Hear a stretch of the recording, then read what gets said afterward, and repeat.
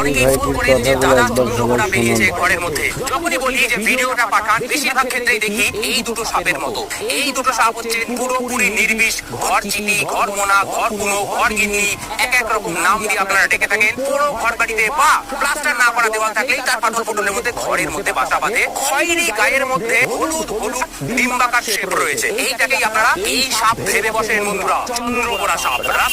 Viper তীব্র haemotoxic বিষ, বড় বড় লম্বা লম্বা বিষ, দাঁত, ভয়ঙ্কর বিষ।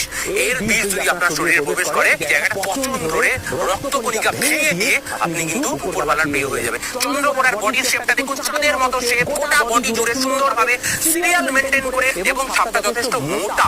এই ঘরচিটি সাপের সাইজ জাস্ট এই 1 থেকে 1.5 ফুট হয়, কিন্তু চন্দ্রকোনার 4 ফুট 5 ফুট লম্বা হয়। প্রেসার কুকারের মতো সাউন্ড দিয়ে আপনাকে সতর্ক করবে। চন্দ্রকোনা এবং ঘরচিটির পার্থক্যগুলো আশা করি আর আপনাদের ভুল হবে না। চ্যানেলটা ভালো লাগলে অবশ্যই সাবস্ক্রাইব করে পাশে থাকবেন।